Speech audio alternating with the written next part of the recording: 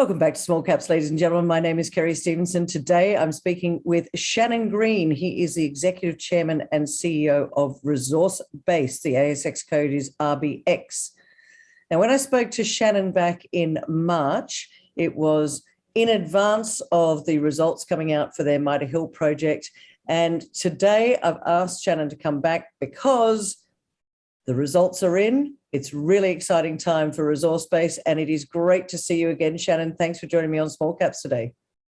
Look, thank you for having me, Kerry. It's fantastic to be here, and it really is a great day for Resource Base. Well, let's talk about it because, as I said in the introduction, when we last spoke, the results weren't out. Now, Mitre Hill, give us a quick overview of where it is, how big it is, and what you've been doing before we get into the results and what that means. Certainly. So the original Mitre Hill transaction was 5 tenements. So we bought the company, the Mitre Hill company, that had 5 tenements, 1 very large tenement in South Australia and 4 in Victoria up near the border. So we're out in the west in Victoria, in what we call the lower Murray Basin. Since then, we've advanced our geological model, and we have pegged another 13 tenements that are all under application. And we're looking at further tenement pegging as well moving forward as we really start to calibrate our geological model and get a better sense. And now with some proven results to prove that, we're on the right track. You said 1 in South Australia, 4 in Victoria. Do they meet in the middle, or is it? They kind of meet at the border, not necessarily not all continuity, but certainly a lot of the tenements are close to each other, and some of the tenements, especially in Victoria, are contiguous to each other. And we've been very successful in pegging more ground and filling in some of the jigsaw puzzle of further ground as well. So we're building a very large, we've got 2,600 square kilometre land package out there in the west, which is a significant package of an area that is proving to be quite a widespread, broad clay, rare earth, mineralised zone. I think that's the interesting part, which I wanted to unpack a little bit, because there's plenty of naysayers out there, Shannon, that said, you're not going to find rare earth elements out in that neck of the woods. Why are you even bothering? What was it that drew you to this area? Because you've had, decades of experience in exploration and mining. I think you worked with WMC for almost a decade. So you understand this area, but what was it about picking up this land holding when everyone else said, there's nothing there? It's moose pasture. And you went, eh.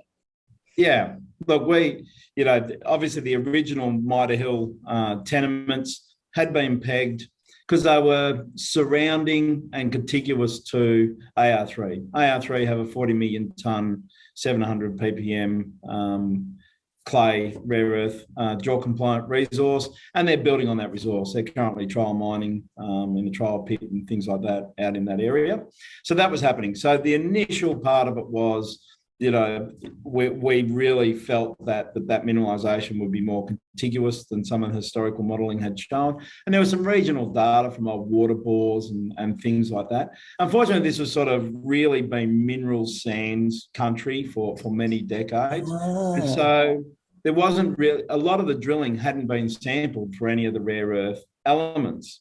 So, rare earths is a much more modern, a mineral in the sense of, being really hunted for. And it's really been the onset of decarbonisation, batteries and so forth. So there's some key minerals within rare earths called the NdPr suite, which are the magnets in the EVs and so forth. So it's become a critical element globally. Historically, about 80% of the clay rare earths is locked up in China. So China control a significant piece of the market.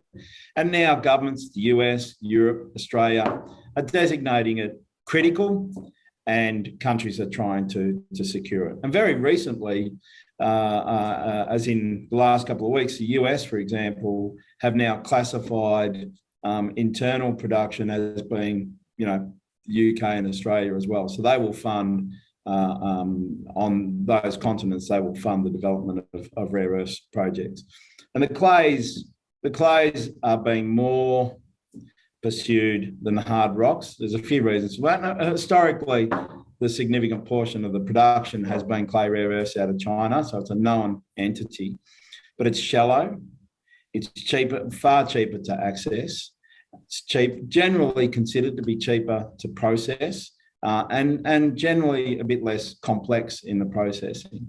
But those differences result in fairly significant reductions in capital costs for processing plants and so forth. So there's two different types, Shannon. There's the hard rock, which obviously you're going to have to do a lot more processing with, like drill, blast, crush, etc. Yep.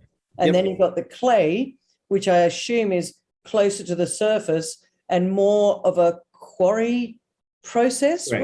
Yeah, so you're literally stripping off a few metres of overburden, taking out a couple of metres of mineralisation, and you could literally reform the land back with the overburden in a very simplistic process. Whereas the hard rock's obviously a lot deeper, so you're talking about a full open cut mining development and all of the associated costs, and significantly more costs in processing. I mean, if you look at some of the proposed projects in the hard rock rare earth space, you're talking about billion-dollar processing plants. Wow.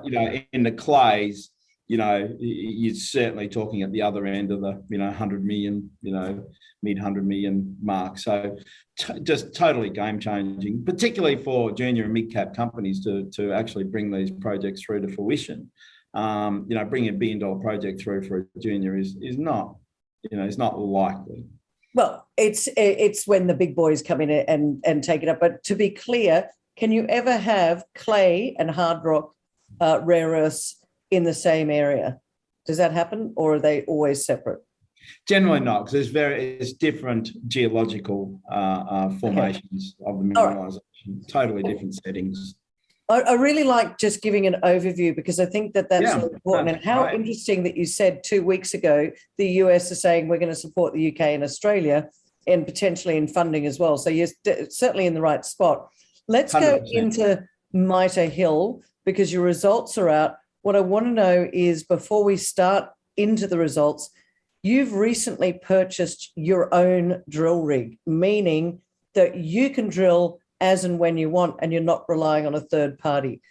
Give me the strategy behind that and why this is important. Sure. Look, I mean, the contract drilling space is a pretty tough space. Mm-hmm. So it's really hard to secure rigs. It's virtually impossible to secure a rig in your schedule. It will always be the contractor's schedule. It's just how the nature of it is. And the costs have really skyrocketed because it's hard to get, so prices, supply and demand. So we were battling away, getting a rig for a week here and there and so forth, and we really started to internalise. So this is just not going to work for us. This is a huge scale footprint. We've got multi-years of drilling ahead of us out there.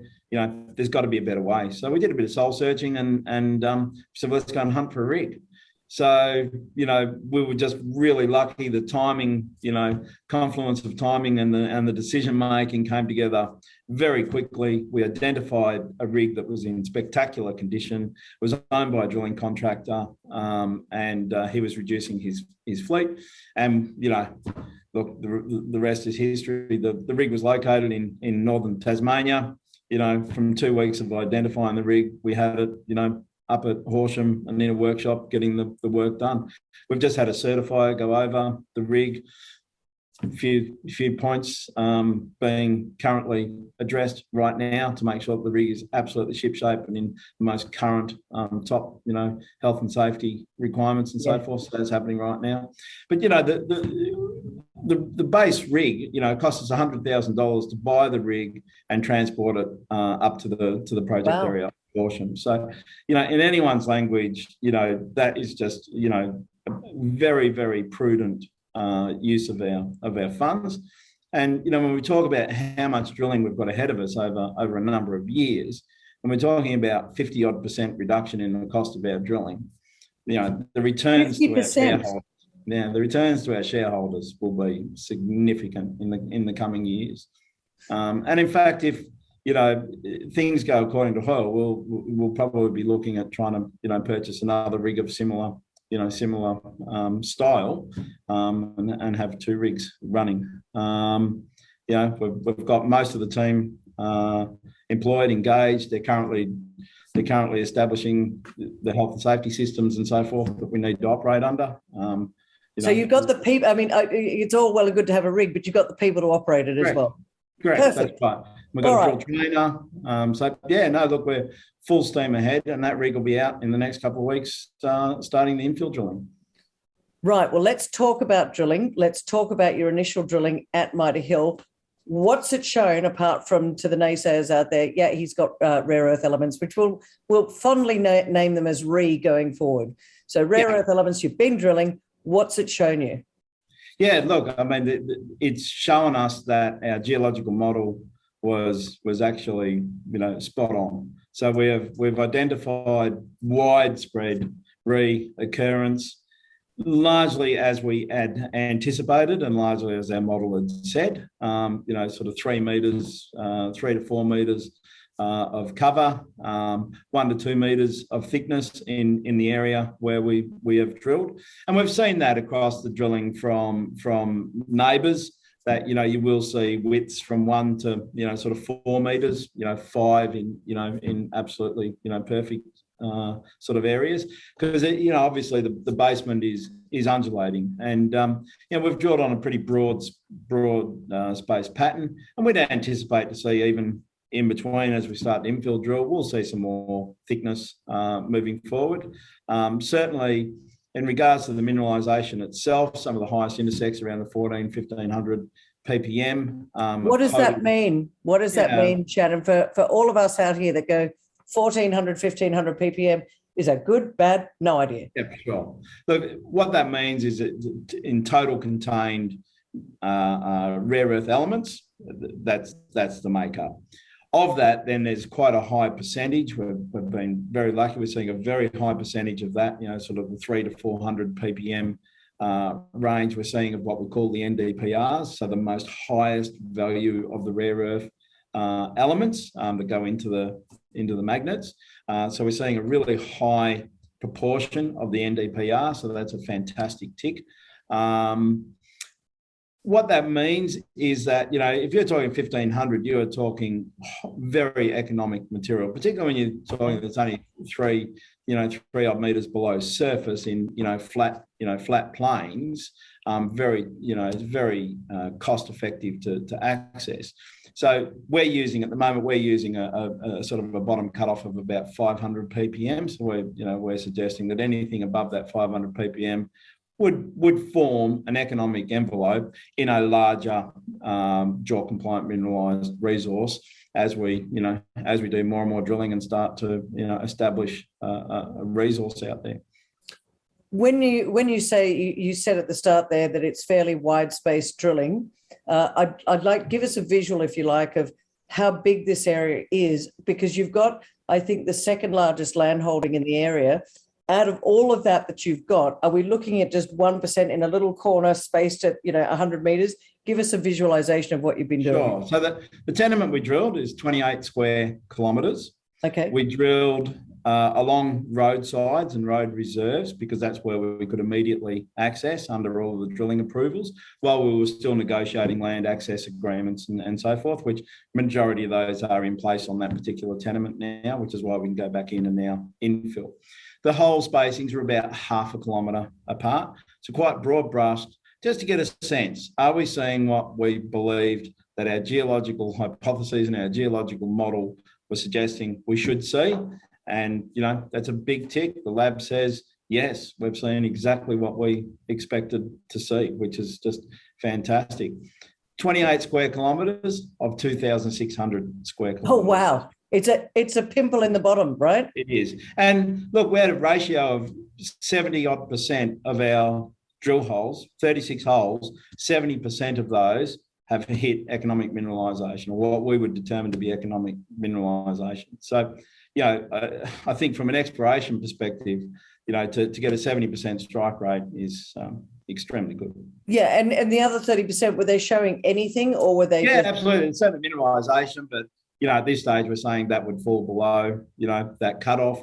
But those sort of things, as the resource grows, then you would start to, bring in, and as you start to do studies and so forth, you start to establish those parameters for economic cutoffs and so forth, and they may shift a little bit. But at the moment, we're being fairly conservative and saying, 500. You have done everything that you have said that you were going to do with this particular project. Your quarterly's come out. It's very good. You're funded. What I'd like to know is, what are the next steps? I guess, what is it that you think is going to be good for shareholders over the coming months? Well, I mean, today is obviously really good for our shareholders, because today we can say with surety from the lab, we're proving our geological model. And to the naysayers, the proof's in the pudding on the lab results. And this is very early days on a much bigger land holding position here. I guess. If you were, sorry to interrupt you, but where do you go from having done just that 28 square kilometres in what you just told me was 2,600 square kilometres? How do you make a decision, Shannon? How do you make a decision to go, all right, well, we're going to go over here next? Because I know from speaking to you in the past, you are very prudent with shareholder funds. 100%, which is why we went with buying a drill rig. It was a very prudent capital expenditure. We've also bought our own in-field XRF machine. They're $6,000 a month to hire. They're $50,000 to buy. What that means we can do in the field in real time, we can be calibrating the drilling if we're not seeing what we should be seeing based on real results from an XRF machine. We can move the rig and do those types of things. What it also enables us to do, and again from a prudent cost perspective, it enables us to really narrow down what we're sending to the laboratories. So we'll be significantly reducing volume of samples going to the laboratory. One, that reduces our logistic costs. Yep. Two, that reduces our direct laboratory costs. And three, it speeds up time, because rather than sending 1,000 samples to the lab, we might have sent, 250 samples to the lab. So, all of a sudden we've given ourselves these significant cost reductions moving forward. And when you think about it, there's going to be a very large scale pattern drilling, program where we're just going to be moving grid by grid across tenements. These costs become quite significant. So every reduction that we can have is magnified, by 2 to 3 year drilling program. But how do we determine it? There's a number of things, I guess. And some of the decisions are not always in your sphere of control. There are things like, what order do the tenements granting? Yeah. So you've got that part to play. Then it's what challenges are there around land access? And there are different challenges on different tenements around land accesses. So you've got to work through all of your land access agreements and compensations and those types of things. That takes a bit of time to move through. Then we also have the geological model. So you have a geological model that says X marks the spot. That's the best spot where you'd really love to drill. And if we can, we will. But then we've got to take all of these other points into account, which is exactly where we were with this initial drilling program. It was the first tenement to grant. It was the first tenement that we had negotiated access agreements for, etc. So that was the spot to start drilling. But our model also said we should be seeing mineralisation there. So it's just been a fantastic outcome. But again, part of this is part of the reasoning behind buying our own drill rig and really being in control of our own destiny. One of the challenges is there's a lot of farmland out there. So a lot of land access to farmers, and building those relationships takes time, and we're very passionate about doing that. And we spend a lot of time out there on the ground, building those relationships, building trust in the communities, telling people what we'll do, doing exactly what we said we will do, and then seeking feedback on that. And that's how we've been approaching it out there.